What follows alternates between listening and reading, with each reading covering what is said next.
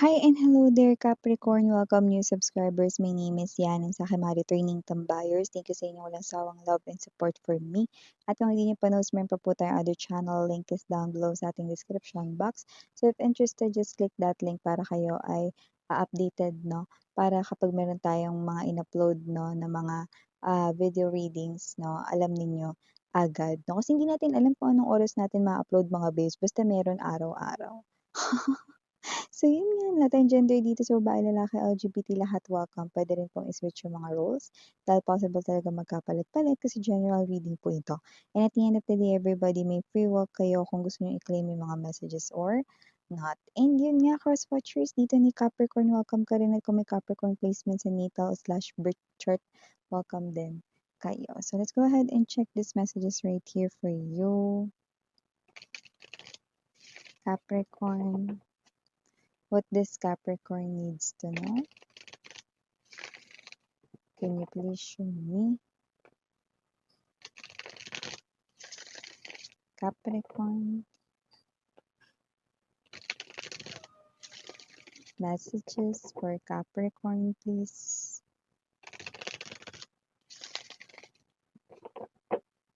Okay, so let's go ahead and check these messages para sa'yo, Capricorn. So let us see. You do have here the energy of Star. Nandito din 4 of Cups. Present din 9 of Coins. Here din World card energy. King of Swords. 4 of Wands. Bottom of the deck, we have the Ace of Coins for you, Cups. Knight of Wands. And the Full card energy. Someone new ang namamataan natin sa inyong vicinity. Papasok na siya dito. Kung sino man siya, you haven't seen this face yet, no? At marami-rami yung hindi mo pa to nami-meet ever. Pero kung sino man siya mga babes, nakikita ko dito that this is someone here na nakikita ko na magbibigay, no, ng klase ng feeling kung saan na parang gugustuhin mo, no, na araw-araw mag-ayos ng sarili. In short, kikiligin ka sa kanya. In short, parang gusto mo yung energy na lagi siyang nandyan.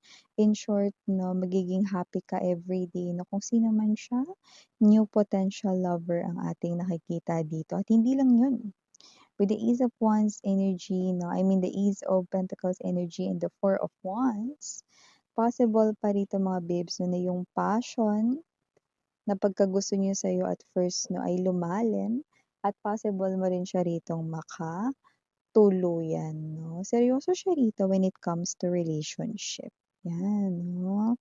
So, okey tayo diyan, kasi hindi siya player type of energy. Plus, with the Knight of Wands, Ace of Coins, 'no, may energy rin siya rito na pagka nagpakita siya rito ng motibo, magiging tuloy-tuloy na 'yon. So, in short, 'pag napakita niya sa'yong gusto ka niya, magtutuloy-tuloy na 'yon, Capricorn.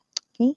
So, maliban diyan guys, nakakita rin tayo ng energy rito na posibleng magkaroon kayo rito, no, ng klase ng opportunity sa trabaho ninyo, kung saan nakikita ko rito na medyo challenging 'yan.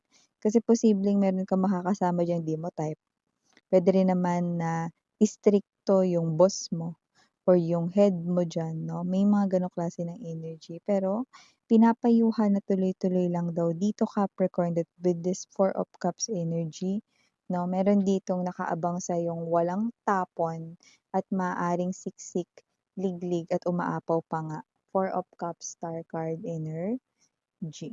So, ibig sabihin kung ano man 'yan mga babes, 'no, might be challenging at first. May mga posibleng mga makita ka diyan na parang haharang sa'yo, pero go lang, tuloy-tuloy lang, 'no, dahil nakikita ko 'tong, ah, magiging pabor sa inyo, 'no, or makikinabang kayo ng bonggacious, 'yan.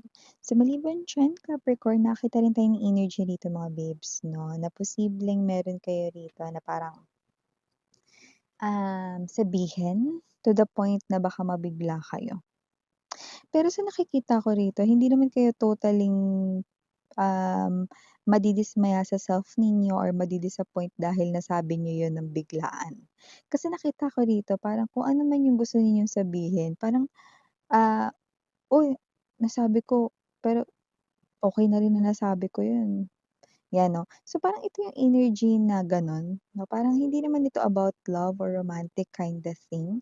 Pero Capricorn, sa tingin ko parang ito talaga yung gusto mong iparating dito sa isang person 'no. Baka intention mo is, hindi mo na 'to papaikot-ikutin pa para mas malinaw, straightforward 'no.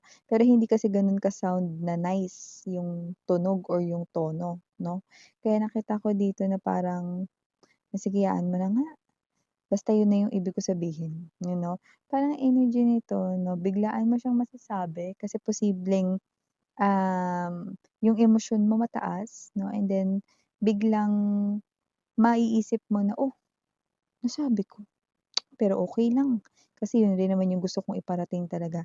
'Yan. So, maybe you want someone here to awaken or maybe you want someone here 'no na, maintindihan 'no, yung ibig mong sabihin ng hindi na kailangang i-filter. So, yun 'no. So, maliban diyan mga babes 'no, caps, nakita rin ako ng energy rito that your house is protected.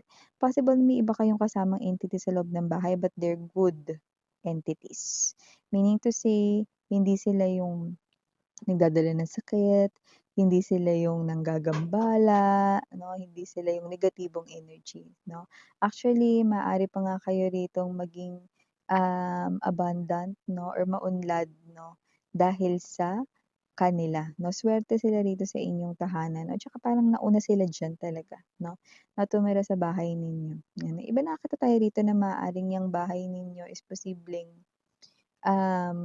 kayo nagpatayo ng bahay diyan, okey? Kumbaga lupa 'yan na binili niyo, okey? May gano'n tayong clue na nakuha.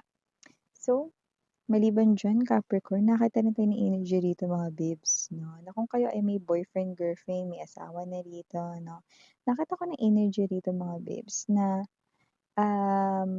itong person ninyo, hindi ko nakikita na siya ay, nahuhumaling sa iba.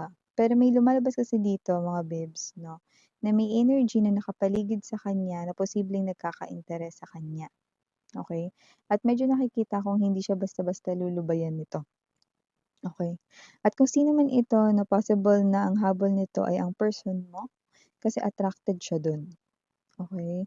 Parang hindi lulubayan is yan, parang ang dating kasi niya is, "Uy, nakita ko 'tong person, kahit may person na 'to, kahit si collective Capricorn pa ang person nito, ito gusto ko, eh."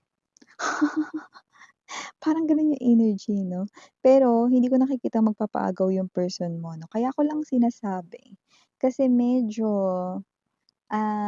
alpha couple mooks kung sino man 'tong gustong maging third party sa inyong connection, 'di ba? So, parang ang energy kasi niya is parang feeling ko, ipagpipilitan niya, I mean 'no, ang kanyang sarili 'no, sa iyong person 'no. So, nakikita ko na walang gusto yung person mo sa kanya.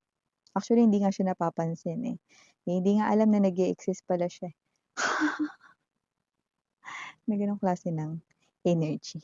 So, maliban diyan Capricorn, nakita akong energy rito, possible na kayo ito 'no, na maaaring maging health conscious.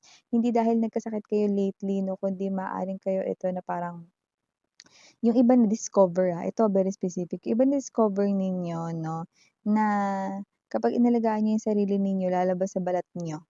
Maggo-glow, ganyan 'no, or mawawala yung stress, yung wrinkles babawasan 'no. So, there's truth in there 'no, pero yung iba, puwedeng lately niyo lang yun malaman 'no, or dahil may napanood kayo 'no, na reels, stories 'no, mga ganyan 'no, or videos related to that 'no. So, nakita ko dito magiging health conscious, yung iba body conscious dito, yung nakikita natin dito. Pero keri lang.